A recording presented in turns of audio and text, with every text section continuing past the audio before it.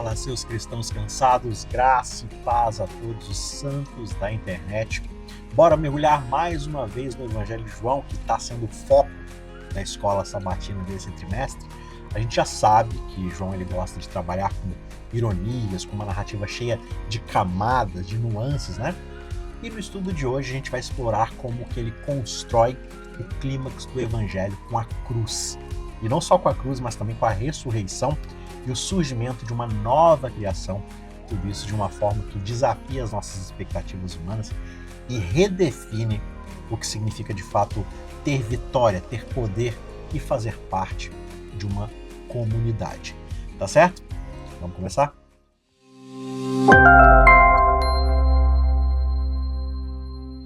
Antes da gente continuar no nosso assunto, chegou o momento de lembrar para você que não é inscrito no nosso canal, que faça isso agora, se for do seu interesse, né? Aqui na descrição a gente tem várias playlists com conteúdos que nós postamos todas as semanas, não só a lição da Escola Sabatina, como nossos cursos de teologia bíblica, da história da redenção, estudando a Bíblia livro por livro, como estudar a Bíblia, ferramentas para você ter uma melhor leitura da Bíblia, está tudo aqui na descrição do vídeo. Claro que para acessar todo esse conteúdo gratuitamente você não precisa estar inscrito, mas dá aquela forcinha pra gente. Se você gostar do que você ver aqui, se inscreve aqui clicando no botão de se inscrever para você fazer parte da nossa comunidade, do nosso canal e seguir acessando os conteúdos que a gente posta aqui toda semana, tá certo? Você deve estar percebendo que a gente não está mais no meio da natureza, porque aqui na Irlanda, em Dublin, onde eu tô, a gente chegou no inverno, então tá muito gelado lá fora e às vezes tá chovendo, anoitece muito rápido, 3h30, 4 da tarde, já tá tudo escuro. Então agora eu tô gravando da segurança do meu escritório aqui na minha salinha, quentinho, quietinho, seco, tá certo? E a gente segue provavelmente pelo próximo trimestre, talvez pelos próximos 2 trimestres, a gente siga novamente no nosso estúdio, tá certo? Mas o conteúdo segue firme e forte pra gente continuar estudando aqui o Evangelho de João. E veja só, João ele organiza a narrativa do seu evangelho de uma forma muito cuidadosa. É muito incrível como é que ele apresenta pra gente a cruz de Jesus, não só como um fim trágico de um grande ser humano que existiu, mas como o seu momento de maior glória, de maior exaltação, de maior engrandecimento da sua figura. Parece até meio contraditório, né? Porque a cruz ela era o maior símbolo de vergonha no mundo romano. Era uma humilhação terrível você ser crucificado diante das pessoas. Só que João convida o leitor do Evangelho a ver esse evento não como um evento só de humilhação, mas como a entronização de Jesus em toda a sua glória. Como assim? Como é que ser vítima do evento mais vergonhoso diante da nação daquela época faz de você alguém glorificado, entronizado como rei? João ele faz isso, ele brinca com esse conceito, digamos assim, brinca aqui é só um jeito de dizer, mas ele joga com esse conceito para trazer beleza à sua narrativa, conectando justamente o conceito de hora ao longo do Evangelho. O que é hora? É o momento, é aquela hora onde tudo vai acontecer, onde a coisa derradeira, tudo aquilo que se esperava acontece. Então, por exemplo, lá em João capítulo 12, verso 23, Jesus ele diz: chegou a hora de ser glorificado o Filho do Homem. Mas que horas é essa? De que hora que João está falando? De que hora Jesus está falando? E o Evangelho deixa claro que ele está falando da cruz. A cruz é a hora, é o momento, digamos assim, é o ápice do seu ministério. Porque é nesse momento que, ironicamente, Jesus ele reina. Ele demonstra o seu poder e a sua glória, se entregando, dando tudo de si. Essa é a glória dele. Só que a sua glória se revela, ela brilha de um jeito que ninguém esperava. E olha só que coisa fascinante. Quando Pilatos ele apresenta Jesus à multidão, e ele diz assim: eis o homem diante de vocês, lá em João 19, verso 5. É claro que ele está falando de uma forma pejorativa, né? Eis aqui o grande homem que vocês tanto falam, tanto reverenciam. Falando de um moribundo que apanhou a noite inteira e que está lá sangrando, suado, com coroa de espinhos na cabeça. Ele está tentando gerar vergonha, despertar uma pena diante das pessoas, diante de uma figura tão patética como Jesus naquela hora. Só que João ele pega essa fala de Pilatos e transforma justamente num eco teológico de João Batista lá no início do Evangelho, quando João declara, né, João Batista declara: eis o Cordeiro de Deus que tira o pecado do mundo. Do que João estava falando quando ele diz eis o Cordeiro de Deus? João estava falando: eis o sacrifício divino para salvar a humanidade. E agora, qual que é o eco disso? Pilatos ele está mostrando justamente um homem ferido, humilhado, só que sem Pilatos saber, ele está apresentando o verdadeiro rei salvador. Ele está apresentando o Cordeiro de Deus que tira o pecado do mundo, porque esse é o sacrifício. Então veja, João ele quer que a gente perceba que é justamente na fraqueza, na entrega de tudo de si, que Jesus justamente exerce o seu maior poder. O poder que transforma o reino humano no reino de Deus. É o poder do sacrifício. O Cordeiro, aparentemente indefeso, é o único que pode derrotar o pecado e a morte. Então veja, a ironia que o evangelista João aqui usa é simplesmente algo brilhante. Ele está dizendo para a gente que o símbolo máximo de derrota, de vergonha, que é a cruz, é o ponto máximo da glória e da honra ao nome de Deus. É exatamente o trono do Todo-Poderoso Rei do universo.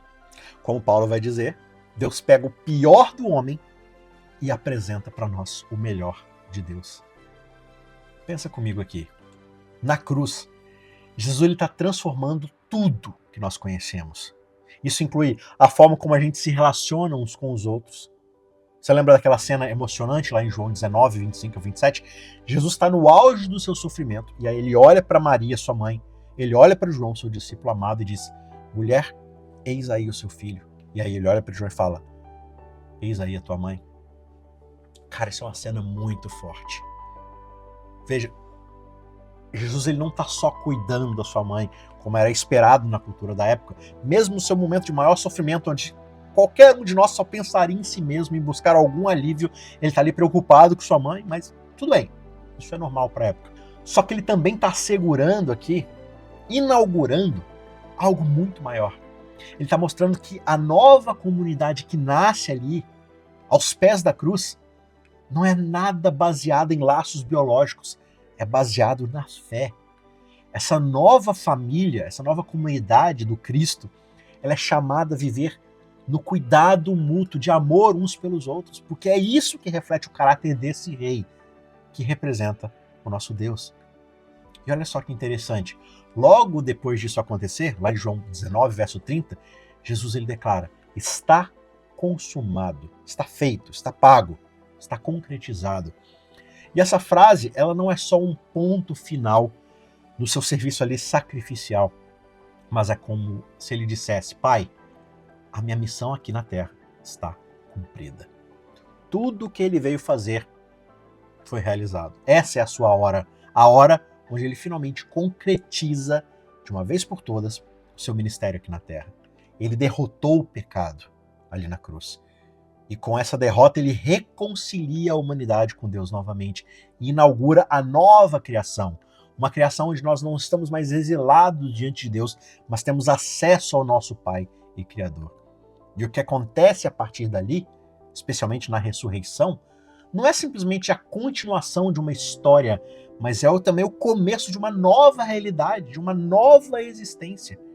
João está dizendo para a gente que na cruz, aquele ciclo da antiga criação que estava fadada à rebelião, à desordem, ao pecado, está se encerrando. Aquele velho Adão, com todos os seus defeitos e pecados e rebeldia e insurreição, está morto.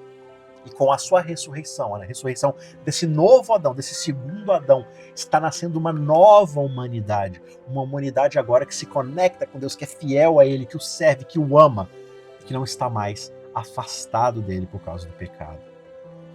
Isso é incrível. E tudo isso acontece ali, naquele objeto de tortura e de zombaria e de vergonha. Agora vamos falar do túmulo vazio. Lá em João capítulo 20, versos 1 a 10, Maria Madalena descobre que a pedra que cercava ali, que fechava o túmulo, havia sido removida. E a primeira reação de Maria ali é exclamar: poxa, levaram o corpo do meu Senhor. Alguém roubou o corpo de Jesus. Porque, sabe, Maria ela não entendia o que estava acontecendo ali. convenhamos, é até compreensível, dado o contexto da época. Como é que você esperar que aquele morto iria simplesmente sair andando por aí, vivo? Eles viram o que aconteceu na cruz. E aí, Pedro e João, quando eles escutam o relato da mulher, eles saem correndo para poder ver o que tinha acontecido. E aí a gente tem aquele detalhe meio engraçado ali da narrativa, né? João ele faz questão de dizer que correu mais rápido que Pedro, que chega lá primeiro ao túmulo, como se fosse uma competição infantil, né? Eu vou ver primeiro e tudo mais. Só que veja, no fundo, esse é um reflexo da humanidade dos discípulos. Mesmo diante do evento mais significativo da história, isso aqui está acontecendo. Eles estão ali tentando ver quem descobre primeiro o que aconteceu. Só que o mais importante aqui é o que João viu no túmulo. Ele chega lá e vê os panos de linho dobrados. Isso é mais do que um mero detalhe na narrativa. Isso mostra pra gente que não foi um roubo de corpo, de cadáver que aconteceu ali. Quem queria roubar um corpo e dobrar os panos, deixar tudo organizado ali, bonitinho, limpinho? Não, aquilo ali mostrava que Jesus havia ressuscitado de uma maneira ordenada, com intenção, com intencionalidade, com ordem. Essa é a confirmação daquele que venceu a morte, daquele que conquistou o que somente Deus poderia conquistar, o resgate do seu povo. E olha só que interessante, o momento em que Maria reconhece Jesus é muito tocante. Ela está lá chorando, achando que havia perdido o seu Senhor. E aí quando ela vê um homem ali, ela pensa, esse é o jardineiro, né? É o senhor, o rapaz, sei lá, que cuida aqui dos túmulos, que mantém tudo organizadinho. E aí, quando aquele homem diz o nome dela, chama Maria, ela ouve a voz e ela percebe exatamente quem era. Você consegue imaginar a cena, a emoção que aquela mulher sentiu naquele momento? Isso mostra pra gente que o encontro com Jesus é algo muito pessoal, muito íntimo. Jesus ele conhece a gente pelo nosso nome. E tem mais um detalhe incrível aqui. Jesus ele escolhe Maria como a primeira evangelista da ressurreição. Uma mulher numa sociedade que não valorizava o testemunho feminino.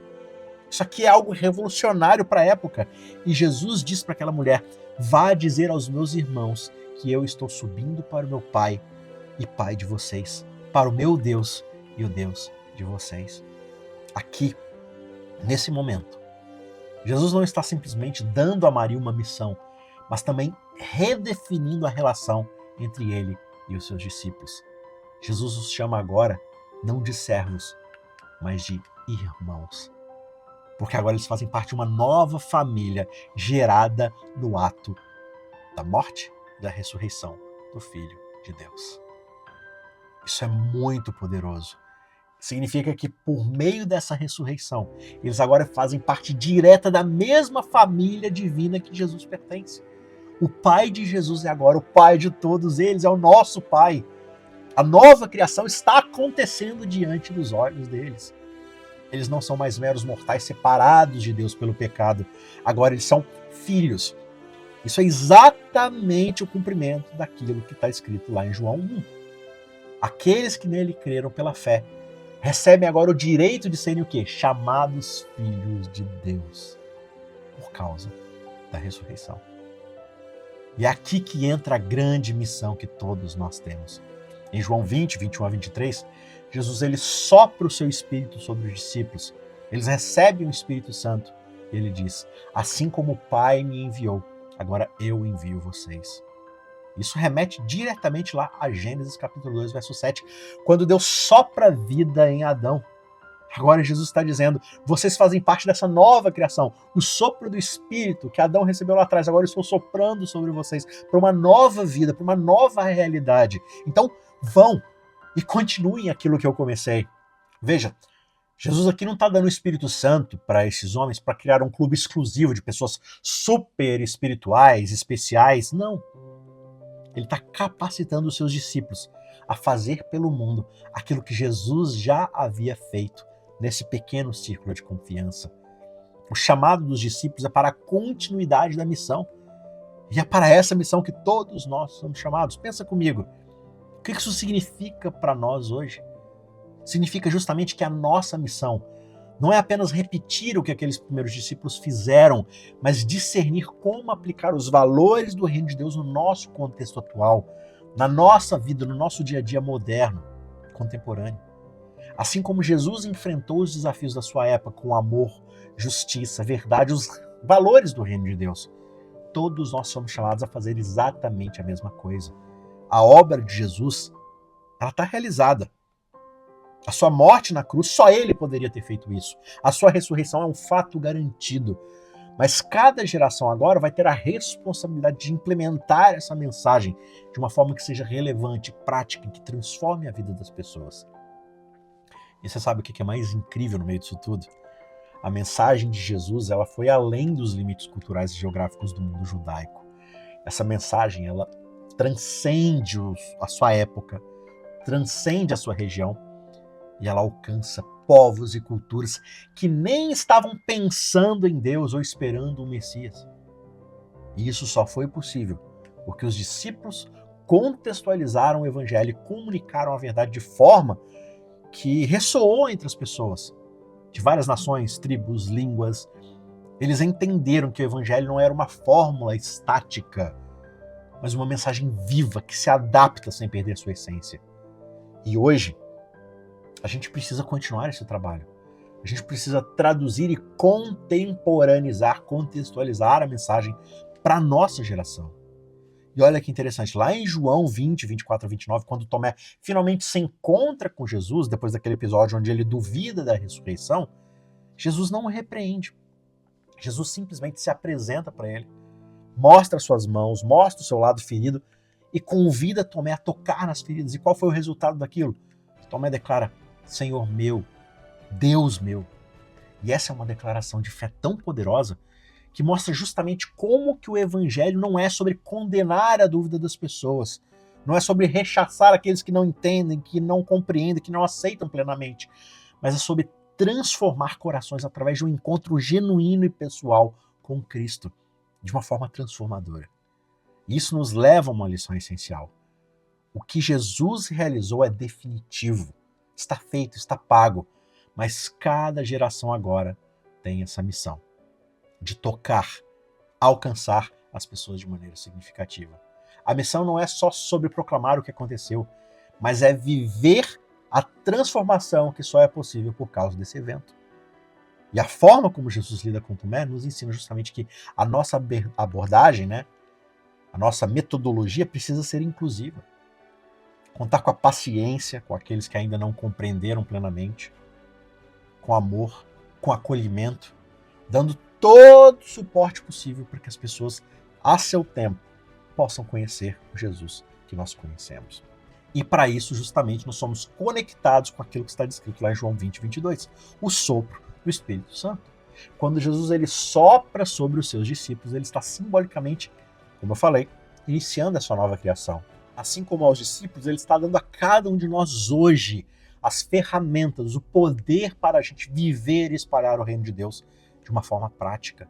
E isso nos leva ao que realmente significa ser um discípulo na nossa geração. Não é sobre só repetir os atos dos discípulos de forma exata, mas sobre responder às necessidades do nosso tempo com a mesma essência do Evangelho. Mostrando o amor de Deus, o amor de Cristo no nosso mundo tão dividido, tão polarizado, tão em crise, em guerra, em briga, nas redes sociais, onde todo mundo só pensa em brigar, em viver na sua bolha. Ser um agente de pacificação, de mudança, de moderação, de ponderação. Como é que nós podemos viver a cura e a esperança na nossa vida de uma forma que levemos essa cura e esperança para todas as pessoas ao nosso redor que vivem em desespero? O que significa implementar aquilo que Jesus realizou? É justamente fazer pelo nosso mundo o que ele fez no pequeno mundo da sua época. Claro que não a morte na cruz, isso só ele poderia ter feito. E é mais do que suficiente. Só que o mais incrível é que a nossa missão ela é baseada justamente nesse algo que já está feito. Jesus ele já falou lá na cruz, está consumado. Ele completou a obra. Só que a nossa missão é justamente proclamar isso ao mundo. De uma forma que seja compreensível, que seja relevante para cada cultura, para cada pessoa, para cada momento da história. E para concluir, tem um detalhe muito importante aqui na narrativa, que é a ausência de uma descrição da ascensão de Jesus para o céu, como ocorre nos outros evangelhos, né? João deixa isso de fora de uma maneira muito significativa. Não é que João não acreditava que Jesus tinha subido aos céus. Ele simplesmente só escolhe focar na presença contínua de Jesus com os discípulos por meio do Espírito Santo. Lembrando que Jesus já havia partido fazia muito tempo. João era o último discípulo vivo como testemunho ocular de Jesus. Então ele está escrevendo para pessoas que não viram Jesus. Então ele escolhe se focar nisso, na presença do Espírito Santo com seus discípulos, reforçando a ideia de que a nova criação já começou e de que o céu não é um lugar distante para onde Jesus foi e lá ele ficou. O céu, o reino de Deus é uma realidade que começou aqui, agora, na comunidade dos crentes, na nova criação. E isso nos leva à importância dessa nova comunidade que Jesus formou. Ele chamou os discípulos de irmãos, de filhos de Deus. Jesus, pelo seu sangue, pelo seu sacrifício, nos trouxe para a mesma família divina. E isso significa que não existe mais separação entre Jesus e nós, entre o Pai e cada um de nós. O que Jesus realizou, agora nós somos chamados a implementar no mundo, a sermos parte da nova criação. E essa realidade precisa ser visível em tudo o que somos e fazemos. Porque no fim das contas, a missão que Jesus nos deu é gigantesca, mas ela não é impossível, porque a parte mais difícil já está feita. E essa parte que nos cabe é nos confiada junto com o Espírito Santo. Nós somos unidos como essa nova comunidade e capacitados a vivermos os valores do reino de Deus. Por isso que a nossa missão é de aplicar esses valores dia após dia, seja proclamando a verdade, vivendo em amor, mostrando ao mundo que existe um Deus que venceu a morte e que nos chama para essa nova vida. Tá certo? Então eu fico por aqui, meus amigos, porque esse é o nosso desafio no fim das contas. É ter essa alegria de ser parte da nova criação, de fazermos parte de algo muito maior do que nós, que é levar até as pessoas essa história. Uma história de redenção e de transformação. Tá certo? Se esse conteúdo falou ao seu coração, já vai deixando o seu like, compartilhando com alguém que você sabe que precisa ouvir essa mensagem. E claro, se inscreve aqui no canal para você não perder nenhum dos nossos estudos. Beleza? Juntos vamos continuar descobrindo o que significa viver como discípulos na nova criação. Beleza? Bora espalhar o reino? Então até a semana que vem para a gente concluir o nosso trimestre sobre o Evangelho de João e terminarmos o nosso ano em grande estilo estudando a Palavra de Deus. Tá certo? Uma boa semana e até lá. Tchau, tchau.